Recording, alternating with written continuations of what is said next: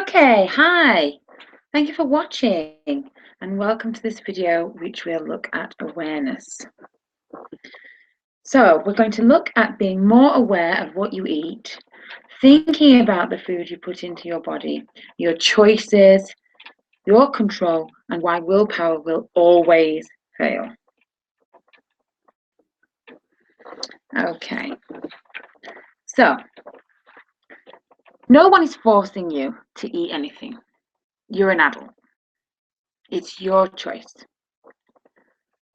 You make the food or buy the food or get the food, and it's your hand going from the plate or packet right up to your mouth.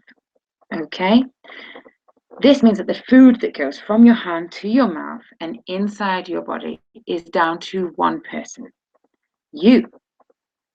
You're responsible for the food that goes into your system. It's not some imaginary creature. You're not sleep eating, I hope. It's you. It's your choice. You can't change what you're not aware of. So part of why we ask you to log what you've eaten is to begin that process of awareness, of really noticing what you're putting into your body. It's estimated that we make 250 or more food choices every single day. Can you actually remember deciding to eat half the stuff you eat? Do you ever find yourself thinking, I've hardly eaten anything today? But then when you sit down and think about it, you can tick off a handful of items in seconds that you just forgot about. And that is because food is so abundant. We don't need to hunt or gather or find it, it just surrounds us. So it's easy to mindlessly eat. The great news is you can stop. Once you start to become aware of what you're eating and the fact that you are responsible for that, then you can begin to make better choices, more informed choices. Once you start to see the options, it becomes easier to choose the side of health. For example, do you want to spend 10 minutes chopping up some veggies, adding some oil, maybe grilling some chicken breast, or going out and going through McDonald's drive-thru? Which one is the choice of health? It really is a no-brainer. And one of those options will make you feel great and energized and not riddled with guilt the following day, whereas the other one possibly might make you feel lethargic and asking yourself, why did I do that? Why did I do that? Keep logging to stay aware of what you're eating and to track it. This will help us to see where your diet can be tweaked or to help you spot patterns so that you can keep on improving. So, for example, do you always work a late night or do you have an overnight shift or something? And when you've finished, there's nothing at home for you to just put your hands on. So you find yourself snacking or going drive-thru on the way home because it's convenient and there's no other options. Now, if that is true, you can put plans in place to prevent that. So you could make something before your shift, or you can make something the night before, so that when you're out and about, you've got that to lay your hands on. And then because you've planned, you'll have taken the choice out of it, more or less, the temptation out of it. So none of this is about cutting out foods or labeling them as naughty or bad or evil. It's all about just keeping everything in moderation. Food is food.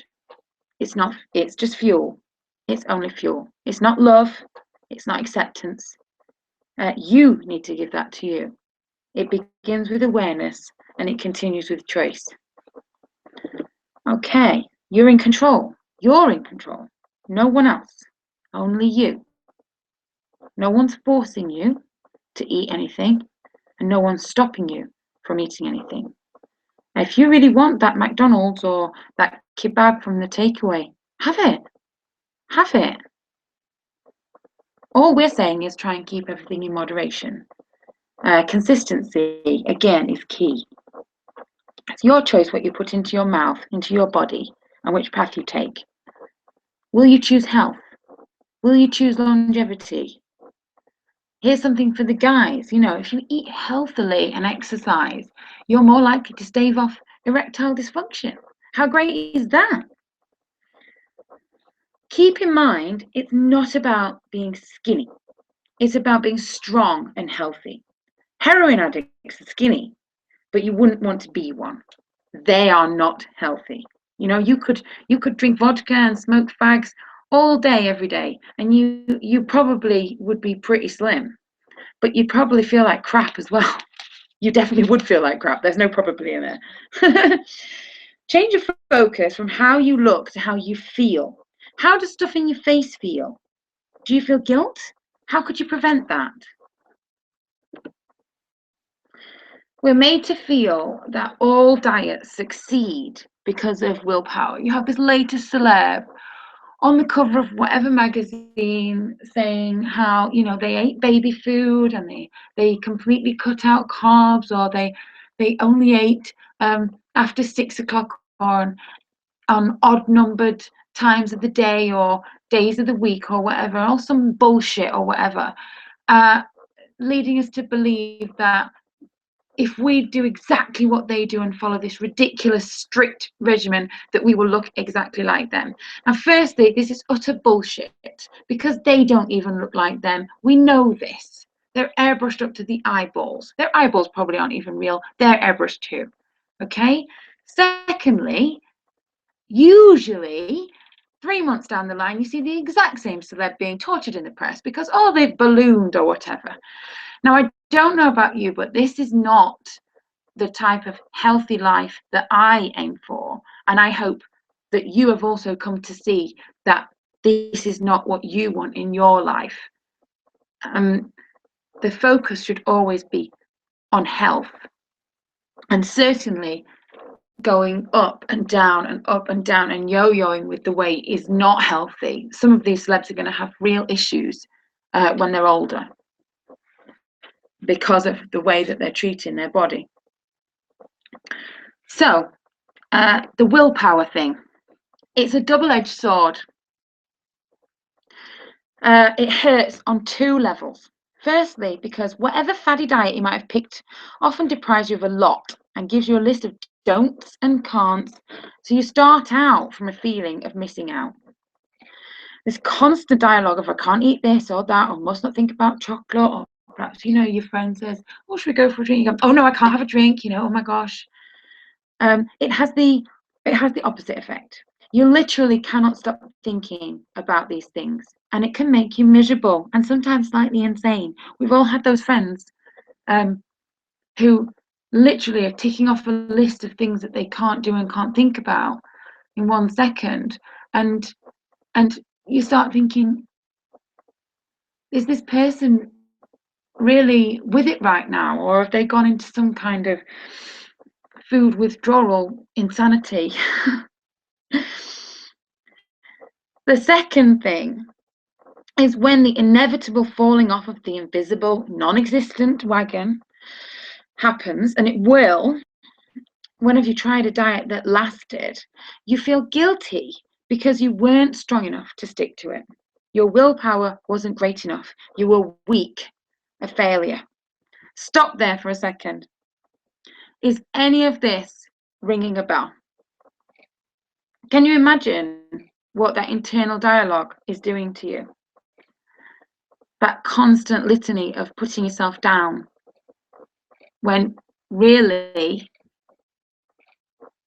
it's not you, it's the diet. The diet is built almost to fail.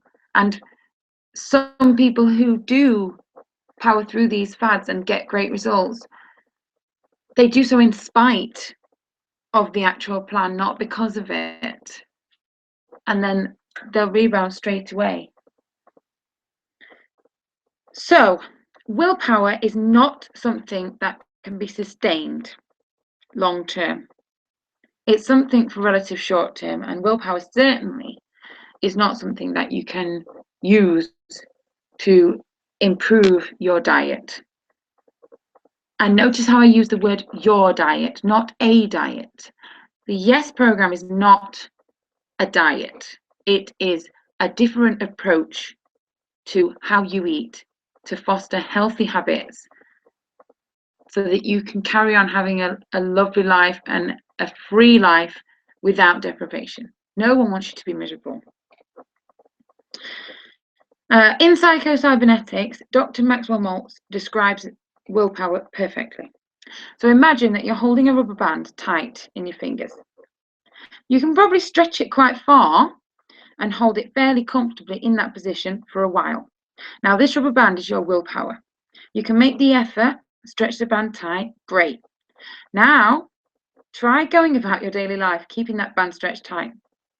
Again, you might be able to maintain it for a while, but eventually you're going to need the loo or a shower or to sleep. And what will happen to that band? It will fling right back to its normal size. Can you see now why diets don't work? You're stretching your willpower is you trying to avoid all the supposed bad foods and everything. And then when it twangs back and you end up having a blowout where you eat 10 packets of biscuits or have a day full of curries and takeaways and you're literally munching anything you can get your hands on, that's just normal, because you're focused on what you haven't got instead of focusing on what you already have and how brilliant you have it. So can you see how it's not your fault that you didn't succeed? Willpower always bounces back. Switch to health. Be aware of what you're putting into your body and think in terms of meeting your goal or moving away from it. And once you start to view your life in this way, things become clearer and easier. Many ways to keep that awareness high. I mean, perhaps you've got more to add to this list, just a few basics to help you along the way.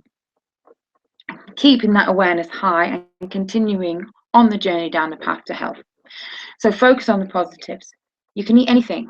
You can eat anything, but do you want it? Yes, you can have it, but do you want it? So be mindful of what you're putting in your body. Think about what you're doing. How will it make you feel? And what are you eating? How are you moving your body?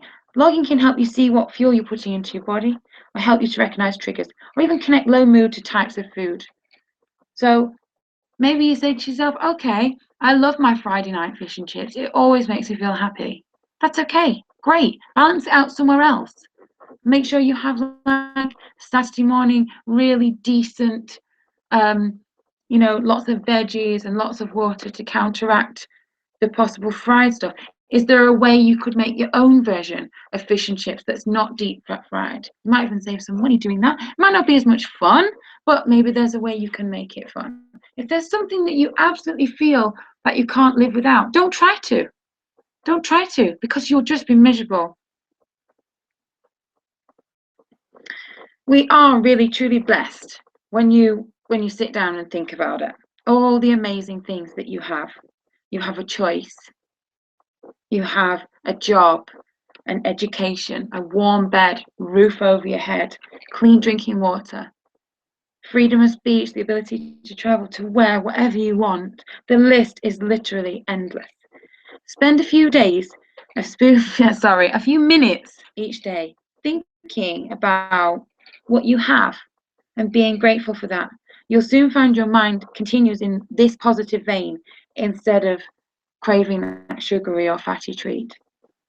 Maybe there's a particular song that always buzzes you up and lifts your mood, or a photo of a loved one, or a photo of a place that makes you smile. Have these ready to look at or listen to as a quick booster to remind you of just how great you have it.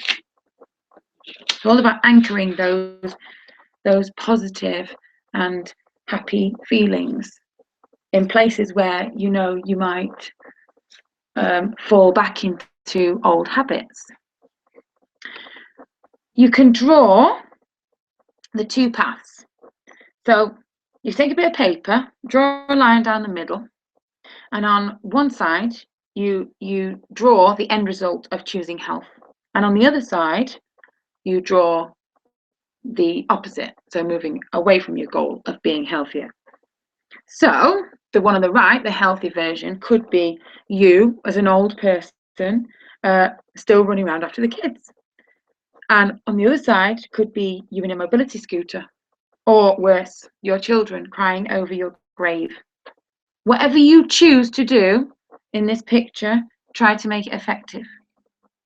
Okay, so if that makes you think, oh my God, wow, that would be a really shocking picture to look at every day, that would be enough to help you choose health every time. Thank you so much for listening to my video on awareness. I hope it was helpful and that you found it useful. And as always, if you have any questions, please add them to the group. Thank you so much for listening. Bye-bye.